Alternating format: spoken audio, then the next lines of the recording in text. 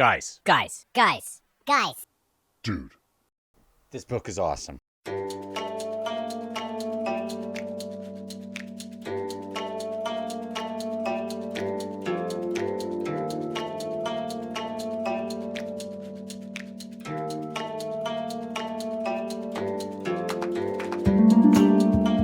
I'm all gussied up still because I just got back from work and I have a little time to spare. I've been thinking about this stinking book while I was at work, and book one of this book.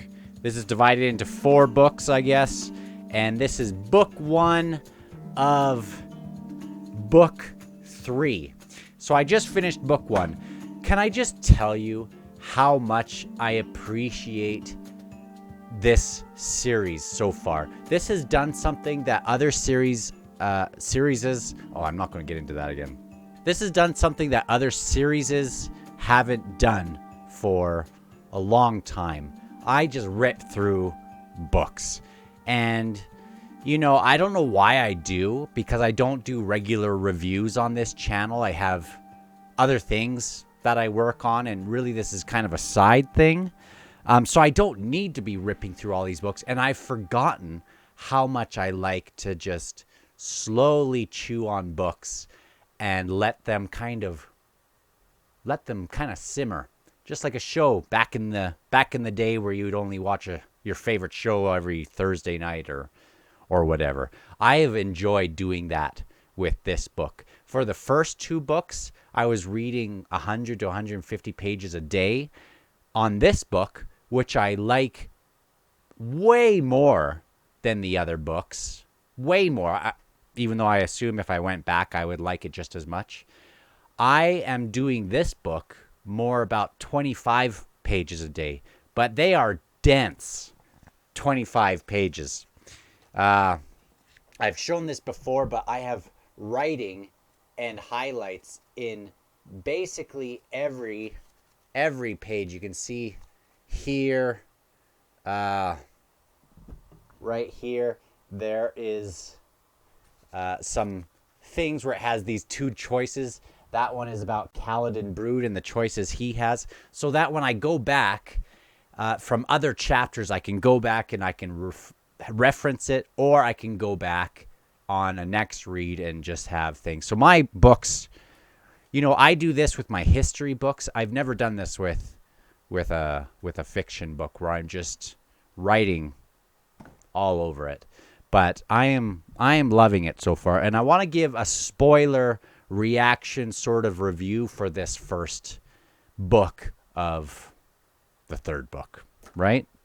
So it is 200 pages. Rather than going in scene by scene, I know so far I've done the first prologue and 3 chapters. Or was it 4 chapters? I can't recall what I have on there. I might go through that again just for the last 2 chapters in the same way. But I want to give a general overview of where everyone's at and my reaction to that. This book, there has not been a throwaway scene yet for me. You could bring up any scene out of this first 200 pages, and I would have something to talk about with you. We would have something to talk about. So I'm just going to go to the dramatis personae and quickly go down on what I've thought of things so far. So if you haven't read the book, this is big spoiler territory. If you have read the book, or if you haven't, either way, just so you know, I have loved, obviously, the first 200 pages. I'm thinking of quitting my job just to read more of this. Okay, that's okay.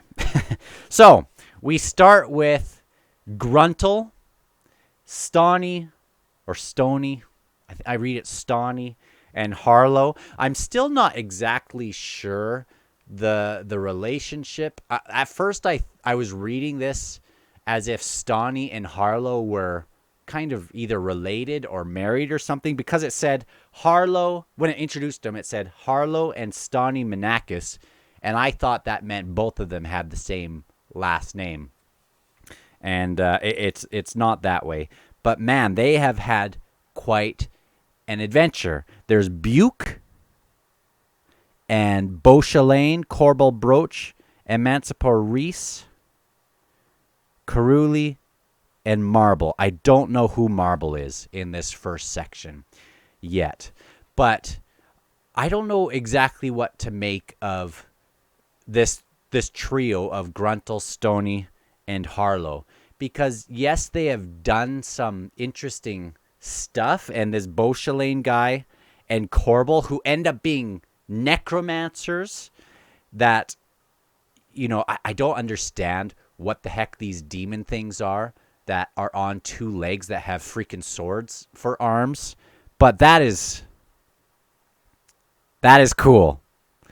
So, they just finished doing this brief battle where basically Gruntle has been crushed by this talon-footed dinosaur bird thing with swords on it, or whatever the heck's going on.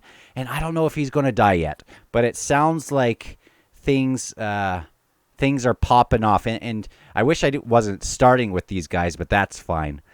I am so intrigued by Beauchelain and Corbel Brooch, which it sounds like this Beauchelain maybe.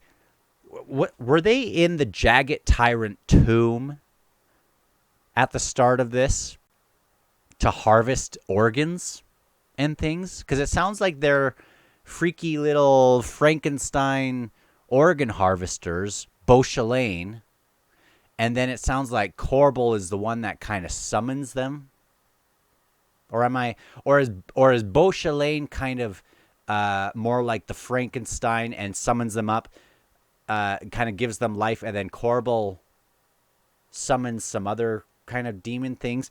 I know I'm confused about that. It sounds like they've hijacked those Bargast spirits, which is very cool. Buke is terrified when they run into them on the way to Capistan. I'm very intrigued by seeing more of what these two guys can do and what their motivations are. There are so many moving parts in these books, which is, it could totally go off the rails. I am so shocked, especially with this one, how it has not gone off the rails. As long as you are holding on, there's more than enough. There's more than enough to hold on to. Now they're on their way there. This Bargast trio as well. Sounds like, now the Bargasts. Let me just get into that since I'm talking about them. They are from the north, and we know that Perrin is accompanying them so far in the story, even though he's got his own things going on. Whiskey Jack wants him to basically accompany Trots up to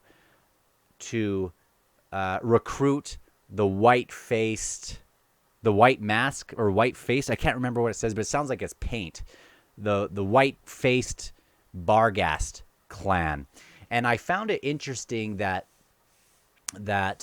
they used to be ocean-faring people, so they would probably be spread on many continents. And also it has that note that everywhere they are kind of, they have retained a lot of their similar customs, which I find cool as a person who is a history buff. I find that very, very cool. Perrin isn't supposed to get involved with those negotiations, which again, I find really, really cool. Now, I don't know any of these people here in Capistan, and I'm excited to know about them. All I know about them is there's the prince. He has the gray swords, which are kind of an illegal. The other side, these high priests that have this group of, they've gathered all the temples into kind of one conglomerate, and they have their protectors, their own little army that is kind of against this Panian Empire. And it sounds like this empire is very much a holy crusade to wipe out the heathens of sorts. Or, well, we've seen stuff like that. And so I believe really these high priests feel like they are the ones that are being targeted. But they also are dealing with this prince who I don't know what to think about that yet. But I feel like that's probably coming up. If it's segregated kind of in the way the first two books were, where it really jumps between, that's probably what's going to happen. And I'm all for that, because I'm so into what's going on with this Panian Domin. Domin or Domin? But it sounds like they have this army of cannibals, which anytime you have cannibals in a book like this, in an army of them, they feed the high priest to these cannibals. But to kind of prepare the way, they have these extremely fast, talon-footed dino guys with swords, which Steven Erikson, what the heck? That is cool. All right, so let's skip that, and I want to go to One Arm's Host and just quickly go down. We finally have gone through this council that they've had. It sounds like even though they're together, it sounds like even though Kaladin Brood and Whiskey Jack, even though there is tension between them, there was some kind of, it was a little bit of a bromance the way I was reading it. A little bit. It sounds like there's much more tension between Alamander Rake and Whiskey Jack, and actually Alamander Rake and Kaladin Brood are more of the bros. I loved Alamander Rake's entrance into that his entrance after they've had the council. Now they're all outside. He enters into this middle area, and basically they're all kind of sizing each other up. So even though they are allies temporarily, and I love that theme has been there from the very start, this temporary ally thing going on. And we've seen that in history.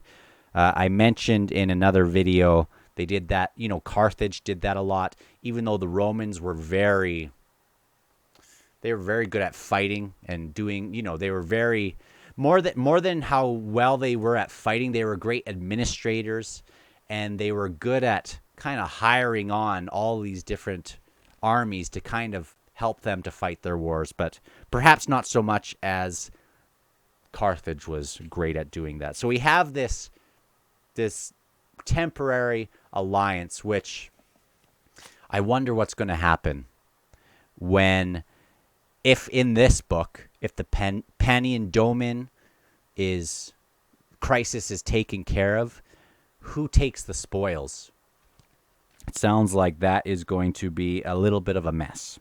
So I want to just skip over that because it's cool, but right now all they are doing is kind of branching off. Really, the stars of the show to me so far are Captain Perrin. He's got the most intrigue, and I called it.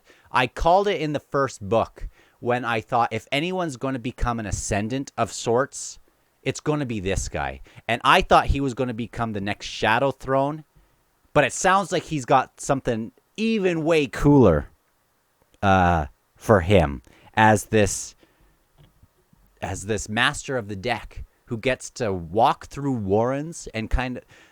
Does that mean he can just blink into other people's warrens? That's what I don't understand. But it sounds like there's some of that, but it looks like he had to kind of walk through their doors, but I'm not exactly sure how that goes. The other star, Silver Fox, as the person who began this gathering of Talan Imas, that sounds like a nuke ready to go off, and I hope it does. Calor is another one who's a star of the show right now, who I am just dying to know what's going on with him. We have the Panian Domin situation going on, but we also have the things with what happens when the Talani Mass arrive, which I'm all for. We have what's going to happen with Captain Perrin, which I'm super all for. We have Quickben's issue with trying to figure out how to heal burn, which is so cool. We find that Captain Brood is an ascendant, and he basically has the spirit of this Mother Earth lady within his hammer, and I'm trying to work out exactly what his choice is, but it sounds like Alamander Rake is there to support Brood in this, and they can, as they speak, they have the Crippled God, which that was a cool entrance to a villain. They have the Crippled God who's kind of poisoning. He's attached to the earth, and he's basically corrupting Burn, who decides that she's just going to sleep off the fever. Whatever happens will happen. She's kind of indifferent, and it sounds like Brood is her kind of, not high priest, I guess, but her kind of caretaker or whatever. Now, I think, as far as I can understand it, Kaladin Brood could break the chains, and I think it would break the fever, right? But in doing so, it would, even though it would save Burn, I believe, it would, he would be released. He would have this war on all these different gods and warrens, which I mean, it seems obvious that he's doing this through the Panian Domain, right? And then everyone dies. Or he cannot break the chains. Burn will be so sick that she'll die, and then the Crippled God will get loose anyway, and then everyone will die. So basically, this seems like the worst lose-lose situation, but I love where the stakes are at. There were high stakes in the last two books, but this one, finally, it really has what I'm here for. And didn't even know that I was getting into it. I have no idea where this is going to go. Let's make sure I don't miss anyone. The Maibi, or the Maiba, she has an awesome, I feel for her, obviously, and she has this resentment a little bit that she's fighting, and that's just her role. She's not going to have an old life. But there's this amazing, very touching scene in the 6th chapter. I don't think it was the 5th chapter. It was the 6th. And it's where Crone, this raven who, we don't have anything to, it's kind of a funny raven and stuff, but it hasn't really shown much empathy or things like that until here with the Maiba, or the Maibi. And she says, I recognize that you have pain. And let me just actually turn to this, because that's one of my that was a beautiful scene. When you highlight everything, really you're highlighting nothing. Is that the saying here? All right. Here we go. Oh, no. Okay, well, I'll put a finger in that. But she says, this Crone says, I'm gonna help you. You have been the guardian of this girl, and you've done it nobly. I know it hasn't been easy on you. You've spent your whole life, and you've given your whole life towards this other entity that ends up being a mix between Tattersail and this Night Chill. And maybe a little bit more is going on in there as well. But you've done this. You've given this. You are wise without. You're what is it? Old with wisdom without. No. Oh yeah, that's the girl. Silver Fox is the one with wisdom without the years, and then she's basically the other way around, where she's this old woman who basically has the experience of still this young person who had the world ahead of her. And Crone says, I'm going to fix this. I'm going to take care of you while you take care of Silver Fox, which is maybe the sweetest moment. That makes me love Crone immediately and have a different idea about her. This matriarch of the Ravens. And also Corlat. Remember, the Tistandi are quite different from the Rivi. The Rivi really have this idea of the spirits that keep going on, and even when the Tistandi would fall in battle, the Rivi would jump into place and take care of the fallen people. And that makes them kind of different. But Corlat, even though she's a Tistandi and she's the number 2 to Alamander Rake, it's like she has the belief system, or is coming to have the belief system of the Rivi. I find that beautiful as well. And she also, her and Crone are going to work towards helping the Maiba, or the Maibi, or however you pronounce it. I hope that works out. Even if it doesn't work out, that's a beautiful moment. Let's keep going on. I love Corlat. There's a couple more names. This Orphantal that I don't know who that is. Oh, it's Corlat's brother. I don't recall what he's been doing. And this Horlochel, an outrider of the Liberation Army, I don't recall. Now we have the Bargast. There's 4 names here. We have the 3, the lady with the 2 younger ones that have come to do demon hunts, and really they did a pretty good job in this last fight.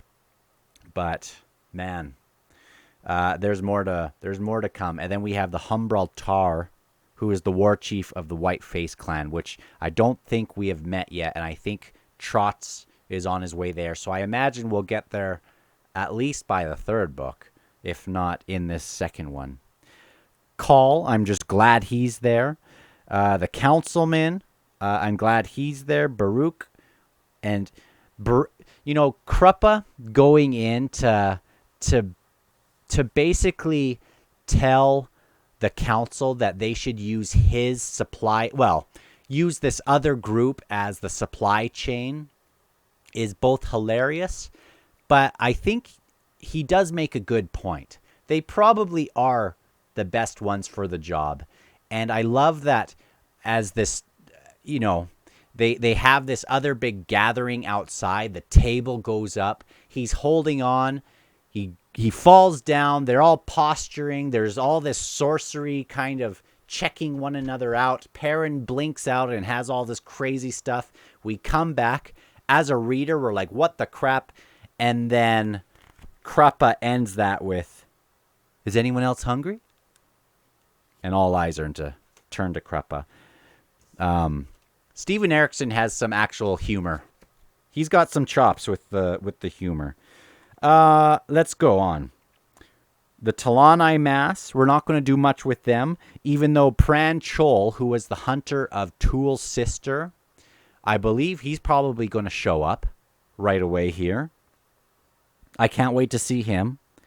And I can't recall what's going on with Tool's sister. That's another one that I'm wanting to know. Talk the Younger and Tool and this little gathering, though they're not really the center of these main things going on, I think they're kind of the center of the issues that happened in the prologue that I don't want to forget about.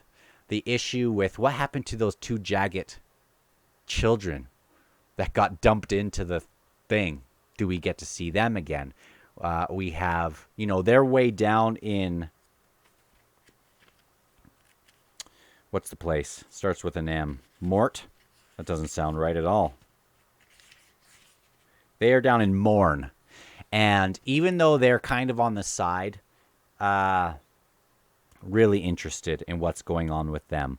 Really interested in seeing where this elder goddess is, if she is kind of inhabiting Tattersail or something else. Interested in seeing what will happen when she ends up being, her prophecy ends up, the prophecy against her ends up kind of, her reckoning comes, I guess you could say. We have the Panian Doman. We don't know much except for the Seer, as well as the Colpath, who is basically, he's the Septarch of the besieging army, so I'm excited to see that. And then the others, we have Krull, who's, he'll show up every so often. We have Draconis, who I assume is still within the sword. And I'm looking forward to when Captain Perrin, does he go back there and like jump into that? Is he going to jump 2 feet into that warren? That's exciting. We have the Sister of Cold Knights, who's the Elder Goddess. We have Lady Envy, who's with Talk and Tool. We have Gethel, who I don't recall who that even is. We have Treach, who, I forgot. We have Picker, who has Treach's armband, and we don't know if that's going to be causing her to go crazy or become this amazing hunter or what's going on, but it sounds like she's freaked out about it, especially since it came from Munnig, and what's going to happen with him, if anything. I assume we'll see him. We have the larger wolf, and Gareth and Baljag, the large wolf and the large dog, which are with Lady Envy. Looking forward to that. It's awesome. Also wondering if these are kind of an extinct breed from an older time. Because remember, we had that happening where they were all stuck in the mud and it was like everything was frozen in time. I would imagine that maybe this lady Envy, could have done something like that. I'm curious to see, going back to Captain Perrin, I know I'm jumping around like crazy. He went into the old Talani Mass warren pre-ritual, and it had the 2 thrones. I'm interested to see, and it's been abandoned. Was it abandoned at that ritual? I'm also interested in him. He's the leader of he's the unaffiliated of the unaffiliated decks. Sounds like there's all these empty thrones, and he could probably fill the thrones with people if he chose to. I'm curious, meaning he could probably, he's the biggest threat in this book, other than, Quickben and all these, and Silver Fox. Like, I don't know. There's all these major threats, which is awesome. The Segula are so cool, which I believe, it sounds like the more markings you have, the lower tier you are, the lower level you are, and it's made with blood, these markings, and charcoal or something like that. But it sounds like maybe if you, and this hierarchy has to do with duels, and it sounds like maybe how many markings you have is how many duels you've lost or something. Because the one who is the third in the whole kind of community of Segula has 2 markings. Alamander Rake, there's this awesome thing alluded to that Alamander Rake basically just strolled in and had to duel and he was fighting off all these guys and right now he's basically the 7th. But it's very interesting that the 3rd would be basically the servant of this Lady Envy. Even though there's a number 1 there, wouldn't she basically be even 1 above him? Or is this something else? Is she just really hot and they're just kind of listening to her? I don't know. But that's a really cool clan or whatever we want to call them. And it sounds like they are awesome fighters. And I love the thing with Tool where Tool doesn't bow to anyone, and he knocks this number 7 down a peg. At least I believe he was the number 7. We have the chained one. Not going to talk much about that because we already have. But what a cool, just a devious, almost like he's playing with his food. It's, even though he's chained there, he's going to enjoy himself. He's going to relish every moment of torment he can give. And it sounds like he just wants to spread chaos everywhere until everyone just, I don't know, goes crazy and eats each other, or who knows what happens. The Witch of Tennis. Oh, yeah, with Quick Ben. Very cool. We have Munug.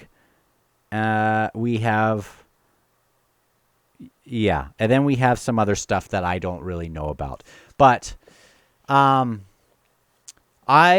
loved this book. I liked the other books too, and I wasn't sure if I had enough of a foundation going into this third book because I read them quite quickly. I know if I went back, there would be tons of stuff I would grasp better. I think by the time I get to the 5th book, I'm going to go back to the 1st and the 2nd book to see what else I can glean, and then maybe keep going on.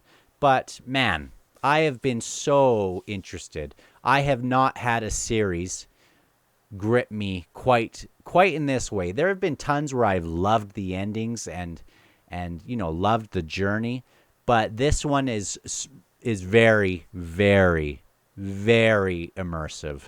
And I guess that's my book 1 of book 3 review. Let me just put my bookmark back in place, and that's a lot to say. That's a lot to say for only being that far into a novel. And it's awesome. So thank you for coming to this extended review. That's not even a full review of the whole book, but I will do another one on at least by the 2nd book at the halfway point, or my reaction as we go through some of these chapters if you would like me to. But thanks again, and I will see you on the next one. Thanks.